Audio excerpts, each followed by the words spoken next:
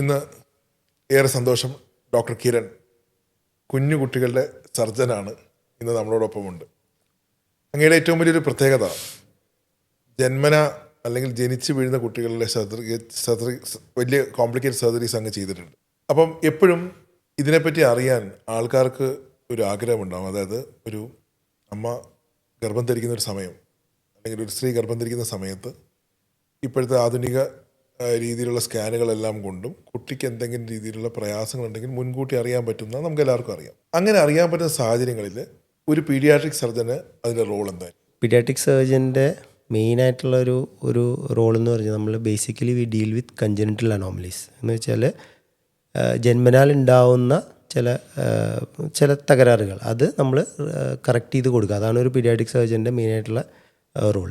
അപ്പോൾ ഇപ്പോൾ ഈ ഫീറ്റൽ മെഡിസിൻ എന്ന് പറയുന്ന ഒരു വിഭാഗം ശരിക്കും നല്ല സപ്പോർട്ട് നമുക്കിപ്പോൾ തരുന്നുണ്ട്. കാരണം പല അനോമലി സ്കാനിന് മുമ്പ് തന്നെ അവർ ഡയഗ്നോസ് ചെയ്ത് നമുക്ക് തരും. അപ്പോൾ ചില കണ്ടീഷൻസ് നമുക്ക് we can continue the pregnancy, അങ്ങനത്തെ ചില കണ്ടീഷൻസ് ഉണ്ട്. പക്ഷേ മോസ്റ്റ് ഓഫ് ദ കണ്ടീഷൻസ് നമുക്ക് പ്രഗ്നൻസി ടൈമിന് കണ്ടുപിടിച്ചാലും നമുക്കത് ഡെലിവറിക്ക് ശേഷം നമുക്കത് കറക്റ്റ് ചെയ്തെടുക്കാവുന്ന കണ്ടീഷൻസാണ് ഭൂരിപക്ഷമായിട്ടുള്ള കണ്ടീഷൻസും. അപ്പോൾ അതിലൊരു പീഡിയാട്രിക് സർജൻ്റെ റോൾ എന്ന് വെച്ച് കഴിഞ്ഞാൽ നമുക്ക് ആദ്യമേ തന്നെ അവരെ കൗൺസിൽ ചെയ്യേണ്ടതായിട്ട് വരും. ഇപ്പോൾ ചില കണ്ടീഷൻസ് നമ്മൾ ഇപ്പോൾ എക്സാമ്പിളായിട്ട് പറയുകയാണെങ്കിൽ ഇപ്പോൾ ഒരു കോമൺ ആയിട്ട് വരുന്ന ഒരു കണ്ടീഷൻ എന്ന് പറഞ്ഞു കഴിഞ്ഞാൽ കൂടുതലും ഈ കിഡ്നി റിലേറ്റഡ് ആയിട്ടുള്ള, അതായത് റീനൽ അനോമലീസാണ്. നമ്മളിപ്പോൾ അതിനൊരു കാക്കുട്ട് എന്നാണ് ഞങ്ങളുടെ ഒരു ടേമിൽ പറയുന്നത്, congenital anomalies of kidney and urinary tract എന്ന് പറയുന്ന ഒരു വിഭാഗം കണ്ടീഷൻസ് ഉണ്ട്.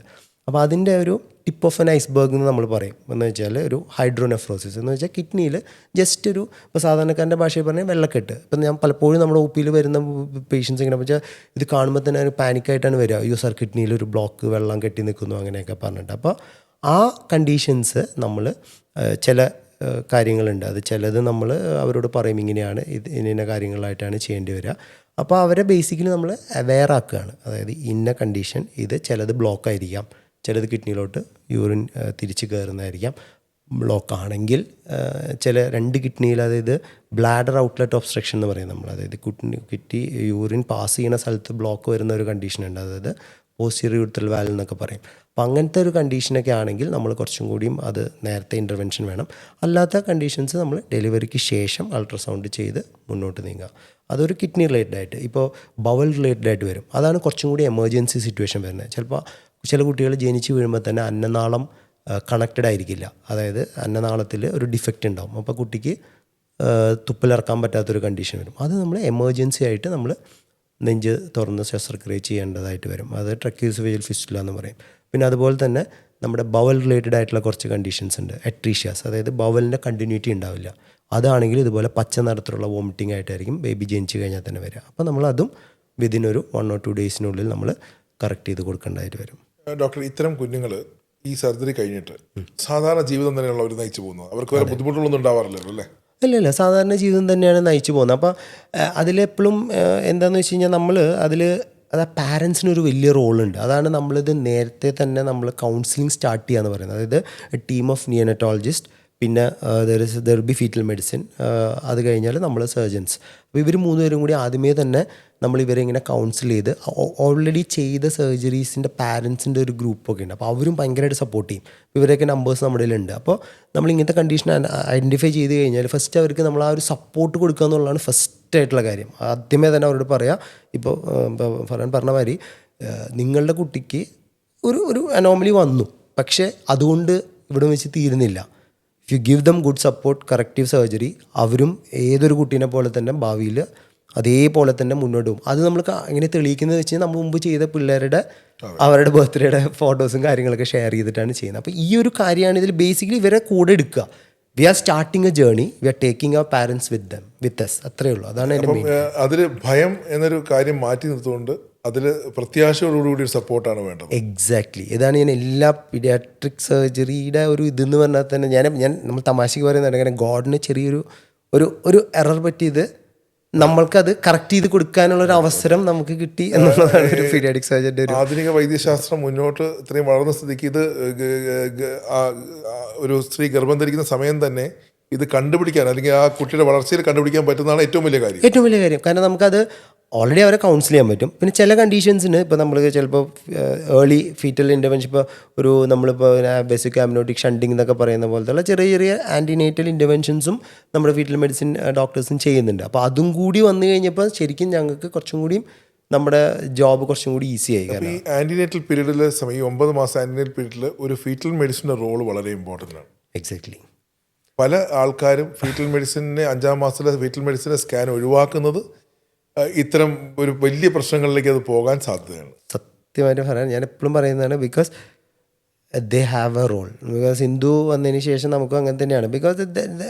ബിക്കോസ് അത് നമ്മൾ അവിടെ നിന്ന് തന്നെ നമ്മളത് അനോമലി നമ്മൾ ഡിറ്റക്ട് ചെയ്ത് കൊണ്ടുവന്ന് കഴിഞ്ഞാൽ it is not only about the corrective thing, it's about the emotional thing also. Because അവർ അപ്ലൈ തന്നെ നമ്മൾ കൗൺസിൽ ചെയ്ത് കഴിഞ്ഞാൽ മോസ്റ്റ് ഓഫ് ദ ടൈം നമ്മൾ ആൻറ്റിനേറ്റലി ഡയഗ്നോസ് ചെയ്തൊരു കണ്ടീഷനും സഡൻലി അതെ ഡെലിവറി ചെയ്ത് രണ്ടും കൂടെ സംഭവിച്ചിട്ടുണ്ട്. നമ്മുടെ ഹോസ്പിറ്റലിൽ പുറത്തുനിന്ന് റെഫർ ചെയ്ത് വരുന്ന ആൻറ്റിനേറ്റലിൽ നമ്മുടെ ഗൈനക്കോളജിസ്റ്റിൻ്റെ അടുത്ത് വന്നിട്ട് വിതിൻ 1 വീക്കിനൊക്കെ വന്നിട്ട് ഡെലിവറി ചെയ്തിട്ട് ഉണ്ടാവുന്ന പാരൻസിൻ്റെ ഷോക്കും നമ്മുടെ തന്നെ ഫോളോ അപ്പിൽ സിന്ധു ഡയഗ്നോസ് ചെയ്ത് നമ്മൾ കൗൺസിൽ ചെയ്ത് വരുന്ന ഡെലിവറി ചെയ്ത് കഴിയുന്ന ബേബീസിൻ്റെ ഫോളോ അപ്പും ഭയങ്കര ഡിഫറൻസ് ഉണ്ട്. അപ്പം ആ ഒരു ഫീറ്റൽ മെഡിസിൻ്റെ ഒരു റോള് നമ്മുടെ ഒരു ആൻറ്റിനേറ്റൽ പീരീഡ് വളരെ ഇമ്പോർട്ടൻ്റ് ആണ്. ഫീറ്റൽ മെഡിസിൻ സ്കാന് അവോയ്ഡ് ചെയ്തുകൂടെ, എന്തിനാണ് നമ്മൾ 10,000-3,000 രൂപ കളയുന്നതൊക്കെ ആൾക്കാർ എന്നോട് ചോദിക്കാറുണ്ട്. അതിൻ്റെ ഒരു ഉത്തരമാണ് നമ്മളിപ്പം പറഞ്ഞു വരുന്നത്. അത് കണ്ടുപിടിച്ച് കഴിഞ്ഞാൽ അതിന് പ്രഗ്നൻസി എങ്ങനെ കൊണ്ടുപോകാം, ഡെലിവറിക്ക് ശേഷം കുഞ്ഞിനെ എത്രയും പെട്ടെന്ന് ആ ചികിത്സ കൊടുക്കാനുള്ള സാധ്യത ഉണ്ടാക്കാം. അത് മാത്രമല്ല കുഞ്ഞ് ഹെൽത്തി ബേബിയായിട്ട് വളരുവാനുള്ള എല്ലാവിധ സാധ്യതകളും അതിനകത്ത്. എല്ലാവിധ സാധ്യതകളും നമുക്ക് കറക്റ്റ് ടൈമിൽ നമ്മളത് ആ സർജിക്കൽ കറക്ഷൻ കൊടുത്തു കഴിഞ്ഞാൽ നല്ല നിയോനറ്റോളജി ഒരു കെയറും വേണം, അതുകൊണ്ട്. അപ്പോൾ നമുക്ക് അതെല്ലാം നമുക്ക് വി ക്യാൻ പ്രിപ്പയർ. ഈ അടുത്ത കാലത്ത് നമ്മുടെ ആസ്റ്റർ മെഡിസിറ്റിയിൽ ഒരു എക്സിറ്റ് പ്രൊസീജിയറെ പറ്റി കേൾക്കുകയാണ്. അതിനെപ്പറ്റി ഒന്ന് അറിഞ്ഞാൽ കൊള്ളാമായിരുന്നു. അത് എക്സിറ്റ് പ്രൊസീജിയർ എന്ന് വെച്ചാൽ അതൊരു ഞങ്ങൾക്ക് എന്താ പറയുക, ഒരു അത്ര കോമൺ ആയിട്ട് ഒരു ഇൻസ്റ്റിറ്റ്യൂഷനിൽ അണ്ടർടേക്ക് ചെയ്യാൻ പറ്റുന്ന ഒരു പ്രൊസീജിയർ അല്ല അത്. കാരണം വി നീഡ് ഒന്ന് institution should be should be a big institute like ours. അതൊന്ന്. രണ്ടാമത്തത് we should have all the doctors who excelled in that field. എന്ന് വെച്ച് കഴിഞ്ഞാൽ ഇത് തുടങ്ങുന്നത് എവിടെ നിന്നാണ്? ഫീറ്റൽ മെഡിസിൻ തൊട്ട്. അപ്പോൾ അതായത് ആക്ച്വലി ഇപ്പോൾ നമ്മുടെ പറയുകയാണെങ്കിൽ ഇറ്റ് ഈസ് ആക്ച്വലി സെറീന മാഡത്തിൻ്റെ ആണ് ആ പേഷ്യൻ്റ് റെഫറൻസ് വന്നത്. അപ്പം മാഡം വന്നു, madam and Sindhu had a discussion. And Sindhu അൾട്രാസൗണ്ടിൽ അത് ഫോളോ അപ്പ് ചെയ്തു. അത് കഴിഞ്ഞ് ആൻറ്റിനേറ്റലി അത് കണ്ടുപിടിച്ചു. നമുക്കത് മനസ്സിലായി. ബിക്കോസ് ഇത് നമുക്ക് ഡെലിവറി ചെയ്ത് കഴിഞ്ഞ് സർജറി എന്നുള്ള നമ്മുടെ സ്റ്റാൻഡേർഡ് പീഡിയാട്രിക് സർജറി പ്രൊസീജിയറിലോട്ട് അത് പോകാൻ ബുദ്ധിമുട്ടാണ്. Because it is in the neck, big swelling in the neck. അപ്പോൾ നെക്ക് എന്ന് പറഞ്ഞാൽ നമുക്കറിയാമല്ലോ, നമ്മുടെ ട്രക്കിയ എയർവേ ഇരിക്കുന്ന അവിടെയാണ്. അപ്പോൾ അതിനെ കംപ്രസ് ചെയ്തിരിക്കുകയാണ്. ആൻറ്റിനേറ്റൽ ടൈമിൽ കുഴപ്പമില്ല, ബിക്കോസ് പ്ലസൻ്റെ കൂടെയാണ് ബേബിയുടെ ബ്രീത്തിങ് നടക്കുന്നത്. അപ്പോൾ നമുക്ക് ഓക്സിജൻ എക്സ്ചേഞ്ച് ഒക്കെ നടക്കുന്നത് ഇതിൽ കൂടിയാണ്. We don't need lungs. പക്ഷേ ഡെലിവറിക്ക് ശേഷം അതല്ല. Once you clamp the placenta it's over. Lung should function. We are not sure intubate ചെയ്യാൻ പറ്റും. അപ്പോൾ അപ്പോഴാണ് ഈ എക്സിറ്റ് എന്ന് പറഞ്ഞ പ്രൊസീജിയറിൻ്റെ റോൾ വരുന്നത്. അതായത് ബിഫോർ കട്ടിങ് ദ പ്ലസൻ്റ നമ്മൾ ബേബീനെ പകുതി പുറത്ത് വെച്ച് എയർവേനെ നമ്മൾ എന്താ പറയുക ആക്സസ് ചെയ്യാൻ നോക്കണം. അപ്പോൾ അതിൽ വി നീഡ് എ വെരി എന്താ പറയുക, അതായത് it should be a precise team effort. ഗർഭാശയത്തിൽ വെച്ചുകൊണ്ട് തന്നെ ബേബിക്ക്, അതായത് ആ മദറിനും ബേബിക്കും പ്രശ്നം വരാൻ പാടില്ല.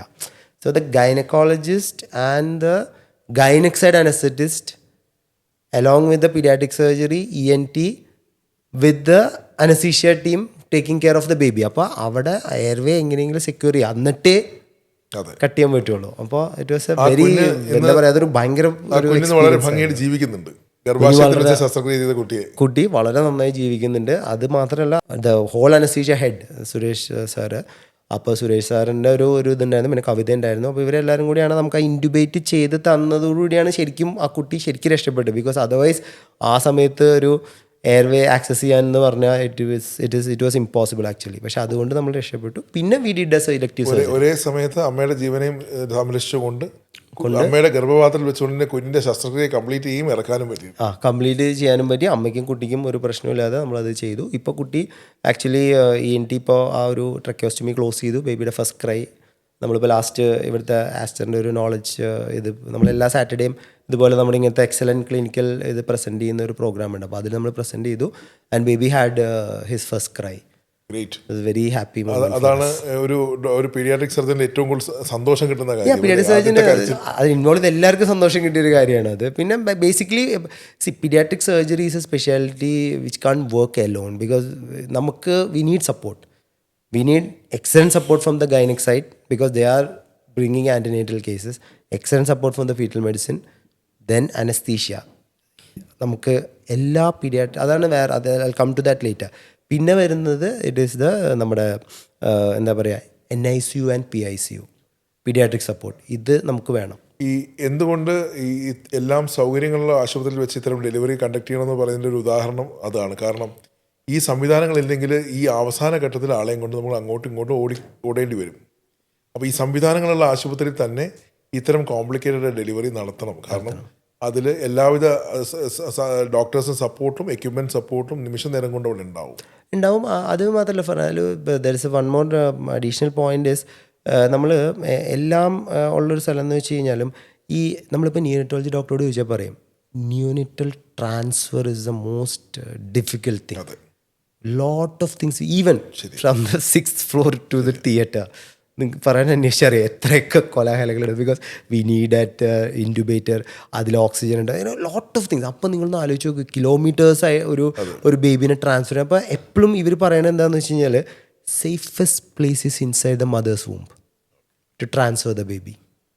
അപ്പോൾ ട്രാൻസ്ഫർ ഇറ്റ് ആൻറ്റിനേറ്റലി. അപ്പോൾ അതിനാണ് ഈ ഫീറ്റൽ മെഡിസിനൊക്കെ ഇമ്പോർട്ടൻസ് വരുന്നത്. അപ്പോൾ prepare and shift the mother and അല്ലെങ്കിൽ mother to a place where all these facilities are there. ഡെലിവറിക്ക് തിരഞ്ഞെടുക്കുന്ന ആശുപത്രി വളരെ പ്രധാനമാണ്. എക്സാക്ട്ലി, അതാണ് ഞാൻ പറയുന്നത്. അവിടെ നിന്നേ തുടങ്ങണം. അല്ലാതെ നമ്മൾ ഡെലിവറി ചെയ്ത് കഴിഞ്ഞിട്ട് പിന്നെ നമുക്ക് ചില കണ്ടീഷൻസ് അങ്ങനെയുണ്ട് ഒബ്വിയസ്ലി. ഇപ്പം ഞാൻ ഈ പറഞ്ഞ ഹൈഡ്രോനെഫ്രോസിസ് ഒക്കെ ചിലപ്പോൾ നമുക്ക് പുറത്തിറങ്ങിയിട്ട് അൾട്രാസൗണ്ടിൽ ഫോളോ അപ്പ് ചെയ്താൽ മതി. അപ്പോൾ that babies can be delivered out side. അല്ലെങ്കിൽ ഇപ്പോൾ ഒരു ഈസോഫേജിയൽ അട്രീഷ്യ ഡയഗ്നോസ് ചെയ്തു, അല്ലെങ്കിൽ വേറെ ഏതെങ്കിലും ഒരു സിവിയർ കണ്ടീഷൻ നമ്മൾ ഡയഗ്നോസ് ചെയ്തു, അല്ലെങ്കിൽ ഒരു കുടലിൽ എന്തെങ്കിലും പ്രശ്നം ഉണ്ടാകും, because we know that baby needs immediate surgical care. അപ്പോൾ നമുക്ക് ആ സമയത്ത് എന്തായാലും അതിനും ബെറ്റർ ഇസ് ഓൾവേസ് ആൻറ്റിനേറ്റലി തന്നെ select the hospital and refer. Doctor ഇതുവരെ ഒരു അനേകായിരം കുഞ്ഞുങ്ങൾക്ക് സർജറി ചെയ്തിട്ടുണ്ട്. ആ കുട്ടികളൊക്കെ ഇന്ന് സന്തോഷവാന്മാരായിട്ടും സന്തോഷവതികളായിട്ടും ജീവിക്കുന്നുണ്ട്. അവരുടെ മാതാപിതാക്കളുടെ സ്നേഹവും പ്രാർത്ഥനയും എന്നും ഡോക്ടറുടെ ഒപ്പം. ഒരുപാട് മാതാപിതാക്കൾ എന്നോട് തന്നെ പറഞ്ഞു, ഡോക്ടറെ കണ്ട് ശസ്ത്രക്രിയയ്ക്ക് വേണ്ടി വിധേയമാകുമ്പോൾ തന്നെ അവരുടെ പകുതി ടെൻഷൻ ഡോക്ടറുടെ സംസാരത്തിലൂടെ ഒഴിവായി കിട്ടുന്നു. അതേപോലെ ഡോക്ടറിൻ്റെ കൂടെ പ്രവർത്തിക്കുന്ന ഒരു വലിയൊരു ടീം, അത് നഴ്സിംഗ് കെയർ ആവട്ടെ, ഡോക്ടറിൻ്റെ കൂടെയുള്ള ഡോക്ടർമാരായിക്കോട്ടെ, അനസ്തെറ്റിസ്റ്റ് ആയിക്കോട്ടെ, അതേപോലെ സർജറി കഴിഞ്ഞിട്ട് ബാക്കിയുള്ള കാര്യങ്ങൾ നോക്കുന്ന സംവിധാനമായിക്കോട്ടെ, ഈ ഒരു ടീം ഒത്തൊരുമയോടുകൂടിയാണ് പീഡിയാട്രിക് സർജറി ഡിപ്പാർട്ട്മെൻറ്റ് അല്ലെങ്കിൽ ഒരു paediatric and neonatal surgery department ഇന്ന് ആസ്റ്റർ മെഡിസിനിൽ താങ്കളുടെ നേതൃത്വത്തിൽ താങ്കളുടെ ലീഡർഷിപ്പിൽ പോയിക്കൊണ്ടിരിക്കുന്നു. ആസ്റ്റർ മെഡിസിനിലെ ഒരു മേധാവി എന്ന രീതിയിൽ എനിക്ക് വളരെ സന്തോഷമുണ്ട്. അങ്ങേപോലെ ഒരു വിദഗ്ധനായ ഡോക്ടറുടെ സേവനം നമുക്കുള്ളതിലും.